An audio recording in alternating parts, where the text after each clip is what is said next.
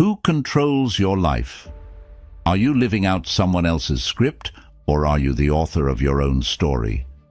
In a world where we're bombarded with messages about who to be, what to like, and how to live, it's revolutionary to ask, what does it mean to truly live for yourself? Today, we're not just going to talk about how to survive in this chaotic world. We're going to explore how to thrive by embracing the wisdom of Friedrich Nietzsche, intertwined with the timeless principles of Stoicism. We'll uncover the power of creating your path, trusting your own voice, and finding the courage to live according to your deepest values. So if you're ready to challenge the status quo and discover a more authentic way of living, stick around. Let's dive deep into some of the most provocative philosophical ideas that promise to transform not just how you think, but how you live every single day.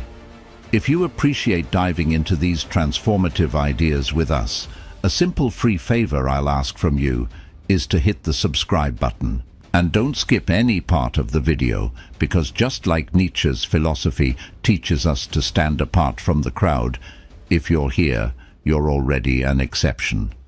Let's go. Number 1. Don't follow the herd. This call to individualism isn't just about making a statement or being different for its own sake. It's about the profound necessity of aligning our actions with our deepest beliefs and values. It's a challenge to live authentically in a world that often prioritizes uniformity. When we talk about not following the herd, we're really discussing the courage to make personal choices that may not always align with mainstream expectations. This could be as significant as choosing a career path that is unconventional, or as everyday as preferring to walk or cycle rather than drive, despite the convenience of a car. Nietzsche's challenge is about questioning, why do we do the things we do? Are we acting out of personal conviction, or are we merely following the blueprint laid out by society? The Stoic philosophers, like Marcus Aurelius, emphasized similar themes. Aurelius famously said, "The object of life is not to be on the side of the majority, but to escape finding oneself in the ranks of the insane." This vividly captures the Stoic ideal of living according to reason rather than falling into the madness of crowd behaviors. It encourages us to find our own path, guided by rational thought and personal integrity. This notion is deeply rooted in the tradition of Western philosophy. Socrates, the father of Western philosophy, spent his life challenging the prevailing norms of Athenian society, famously asserting that the unexamined life is not worth living. His approach was not about dissent for its own sake, but about seeking a deeper understanding of one's values and actions. Like Nietzsche, he believed in the importance of self-inquiry as the path to true knowledge and right living. Plato furthered this line of thought by illustrating how easy it is to be misled by the illusions that society upholds. In his allegory of the cave, he describes prisoners who mistake shadows on a wall for reality because they have never seen the world outside. When one prisoner escapes and sees the world as it truly is, he realizes that what the herd believes is often far from the truth. This allegory is a potent reminder of the dangers of conforming without questioning and highlights the liberation that comes from seeking truth, even when it goes against the grain. Psychological perspectives also reinforce the value of not following the herd. Carl Jung, a Swiss psychiatrist, argued for the development of individuality through the process of individuation, stating, "The privilege of a lifetime is to become who you truly are." This process involves distinguishing oneself from the collective norms and expectations to achieve personal fulfillment and authenticity. By choosing not to follow the herd, we not only define our identity more clearly, but also contribute uniquely to our communities. Each person who dares to live authentically offers a different perspective, enriching the diversity of thought and lifestyle choices available to others. This isn't just about personal gain, it's about enriching the collective human experience. Let's remember the words of Epictetus. If you wish to be a writer, write. This simple directive reminds us that to live authentically, we must actively engage in practices that reflect our true selves, not just harbor them as private thoughts or aspirations. Whether it's in choosing a career, a lifestyle, or even how we think, stepping away from the herd isn't just a path to personal authenticity, it's a journey towards a meaningful life. Number 2. Trust your opinion. Nietzsche's admonition to shed the bad taste of wanting to agree with many urges us to cultivate our own judgments rather than conforming to popular opinions. This is not about dismissing the views of others out of hand, but rather about developing a strong, independent perspective that relies on our own reasoning and critical thinking. The concept of trusting your own opinion aligns perfectly with the teachings of Stoic philosophy, which places a high value on self-reliance in judgment and action. Marcus Aurelius often emphasized the importance of being true to one's own rational mind. He wrote, "Everything we hear is an opinion, not a fact. Everything we see is a perspective, not the truth." This underscores the Stoic belief that our perceptions and opinions are shaped by our interpretations, not by objective reality, and thus we must be rigorous in examining and trusting these perceptions. Stoicism teaches that wisdom and virtue come from within, and this includes the formation and trust of our own opinions. Epictetus highlighted the importance of self-trust when he stated, "It is impossible for a man to learn what he thinks he already knows." He urged his followers to continuously challenge their own beliefs and remain open to learning and self-correction. This is the essence of trusting your own opinion, not that it should never change, but that it should be formed through personal reflection and deliberate thought. The principle of trusting your own opinion also echoes through the broader Western philosophical tradition. Socrates, whose method of rigorous questioning laid the foundations of Western thought, believed that true knowledge and ethical living begin with an inquiry into one's own beliefs. His practice of questioning everything was aimed not just at questioning the world, but at encouraging individuals to reflect deeply on their own assumptions and beliefs. Aristotle, too, spoke to the necessity of owning one's judgment in his Nicomachean Ethics, where he discusses the concept of phronesis, practical wisdom. He described this virtue as an ability to act with the best end in mind, based on one's own reasoned deliberations. According to Aristotle, true wisdom involves trusting one's own rational capabilities to discern the right course of action in complex situations. From a psychological perspective, trusting your own opinion is crucial for developing what is known today as self-efficacy, the belief in one's ability to succeed in specific situations. Psychologist Albert Bandura has shown that people with high self-efficacy are more likely to challenge themselves with difficult tasks and persevere longer in the face of obstacles. They trust their own capacity to overcome difficulties, which is fundamentally what Nietzsche and the Stoics are advocating for. Trust in one's own reasoning above the noise of the crowd. Trusting your opinion is not merely a way of asserting individuality, but a fundamental aspect of leading a reasoned and ethical life. It's about developing the confidence to stand by your convictions, even when they go against the prevailing winds of societal opinion. As we cultivate this trust, we not only become more aligned with our true selves, but also more resilient and capable of navigating the complexities of life with integrity and wisdom. Number 3. Seek out knowledge.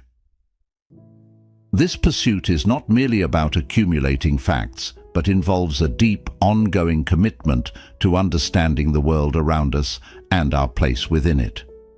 Engaging in this continuous quest for wisdom can profoundly shape our lives enhancing our decision-making and enriching our experiences.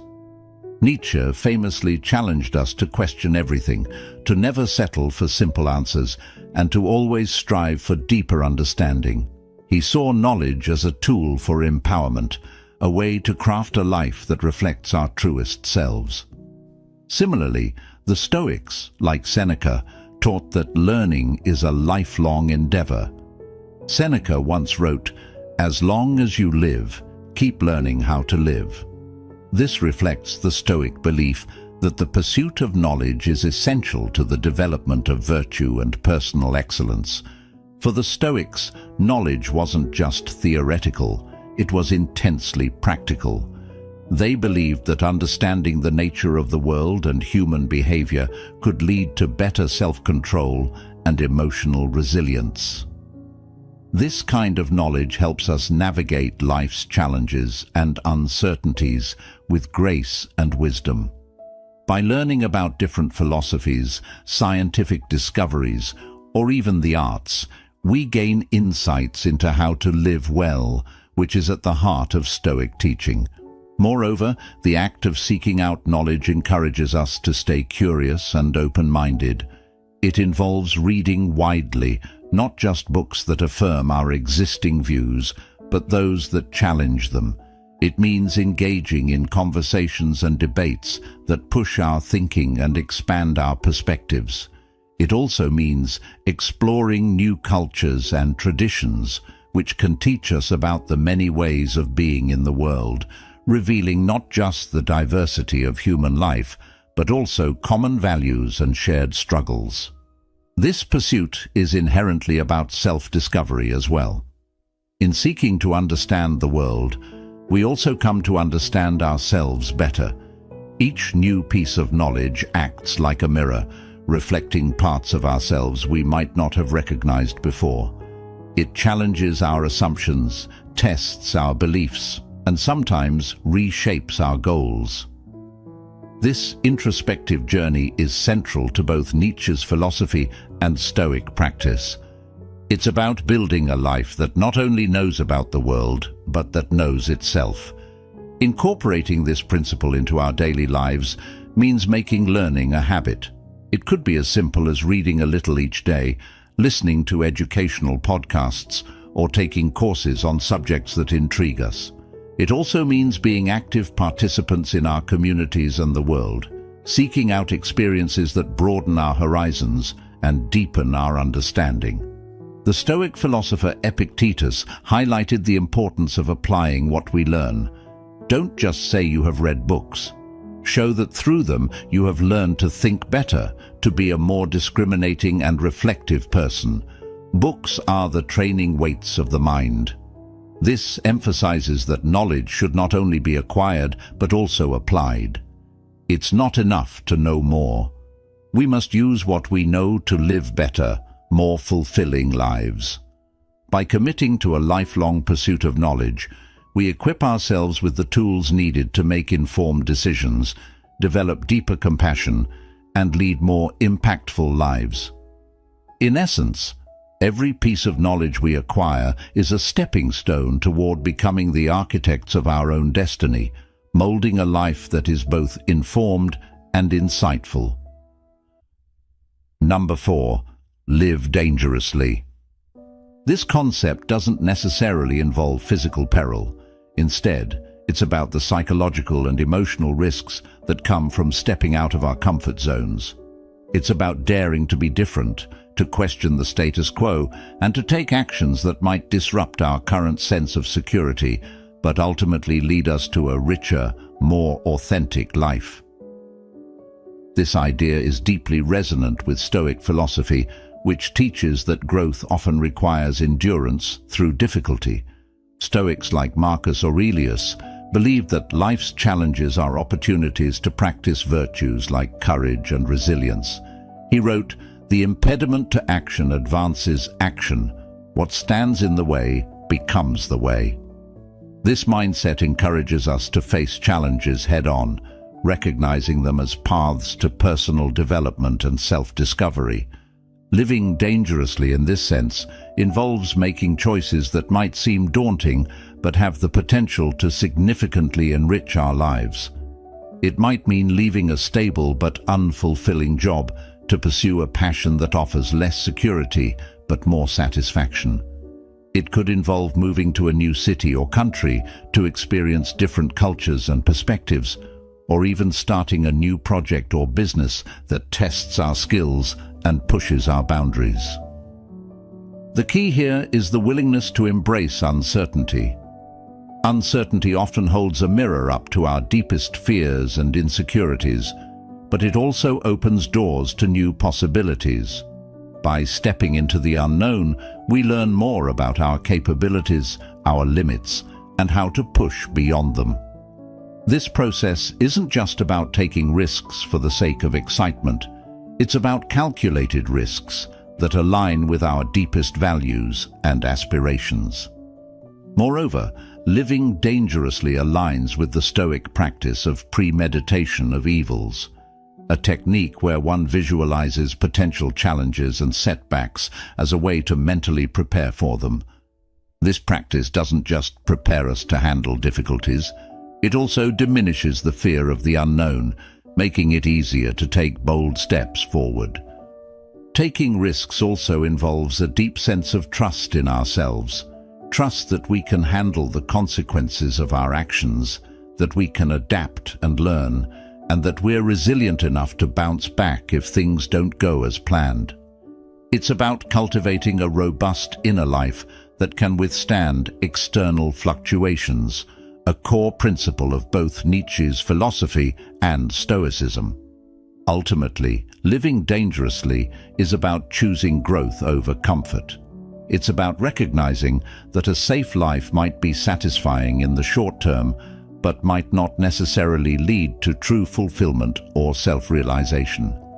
It encourages us to ask ourselves whether we are being true to our potential or merely coasting along paths carved by others' expectations and societal norms. So, when we talk about living dangerously, it's not about reckless abandon, but about thoughtful, purposeful actions that challenge us to evolve and expand our horizons.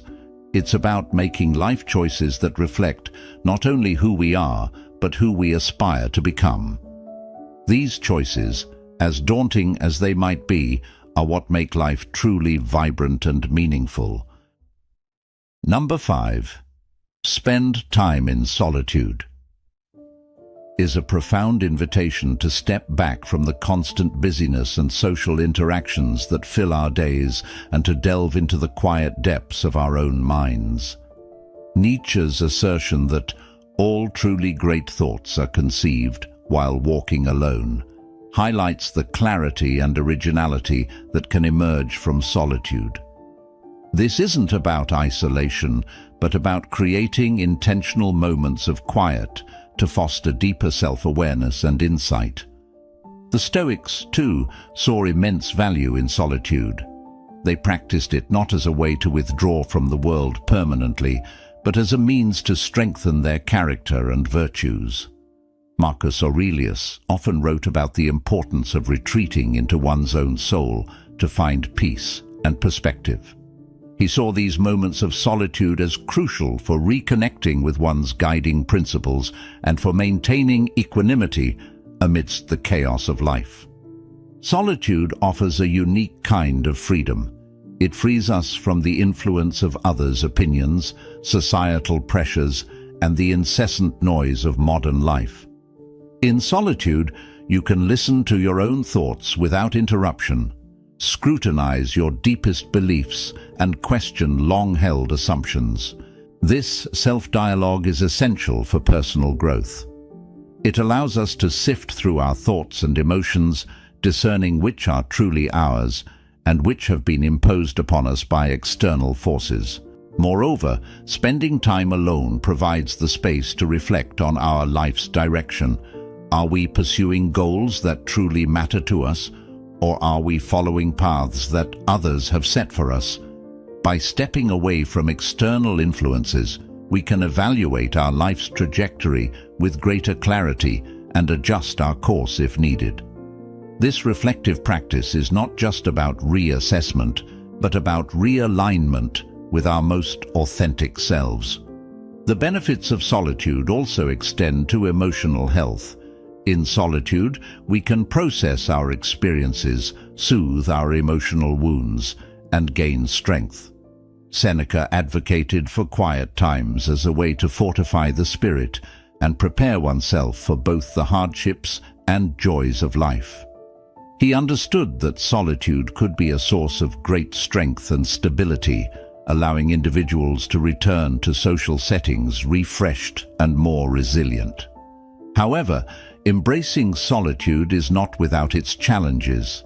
In today's hyper-connected world, being alone can sometimes feel uncomfortable or even anxiety-inducing.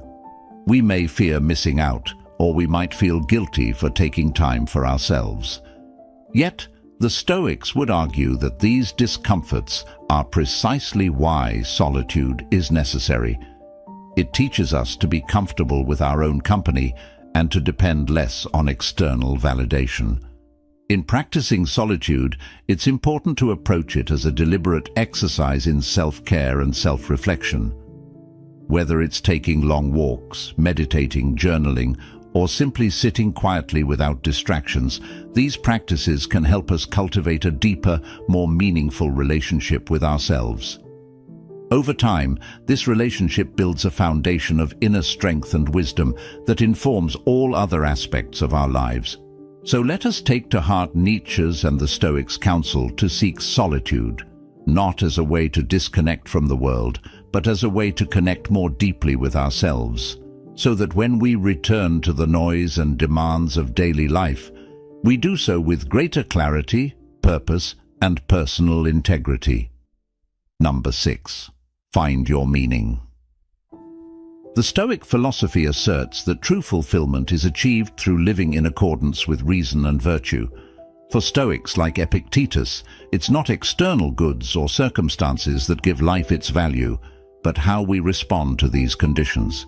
He teaches that men are disturbed not by things, but by the views which they take of them. This idea suggests that meaning is not something found or given, but something we create within ourselves through our perceptions and actions. In seeking our own meaning, we engage in an active process of selection and interpretation of our experiences. It involves defining what is genuinely important to us and aligning our actions with these values. This pursuit is dynamic and continuous, as our understanding of ourselves and our aspirations evolve over time. The Stoic Marcus Aurelius reflected this when he noted, "Very little is needed to make a happy life. It is all within yourself, in your way of thinking." Here, Aurelius highlights the internal nature of true happiness and meaning. It arises from our attitudes and decisions. Moreover, finding personal meaning involves an honest assessment of our deepest convictions and a commitment to living in harmony with them. This can mean standing alone at times, as Nietzsche's philosophy often requires. It requires courage to forge one's path and resilience to adhere to it despite challenges or opposition. The search for meaning also demands a balance between personal desires and the broader context of our lives. Seneca emphasized the importance of contributing to society as a component of a meaningful life. He argued that while it is essential to focus on personal virtue and integrity, one's life gains greater significance from being part of a community and contributing to the common good. In contemporary terms, psychologists like Viktor Frankl have pointed out that meaning can be found even in the most challenging circumstances by identifying a purpose that transcends personal suffering. Frankl's idea that we can choose our response to any situation and find meaning through that choice echoes the Stoic principle of focusing on our internal responses rather than external events. To embark on this journey of finding your meaning, start by asking yourself introspective questions. What are my core values? What brings me joy and fulfillment? How do I want to be remembered? Reflecting on these questions can help clarify what is truly important and guide the choices and commitments you make. Finding your meaning is about weaving your personal narrative through the decisions you make every day. It is about crafting a life that reflects your unique identity, values, and purpose. It's a deeply personal process that continuously evolves, offering a sense of fulfillment and direction throughout your life's journey. Thank you for joining us on this journey of self-discovery and philosophical exploration here at Stoic Journal. Remember, the path to finding your meaning is uniquely yours, crafted by your choices, lived through your actions. Keep questioning, keep growing, and most importantly, keep living true to your values. Since you've made it to the end, share with us your thoughts in the comments. If you're new to the channel, please subscribe. See you soon.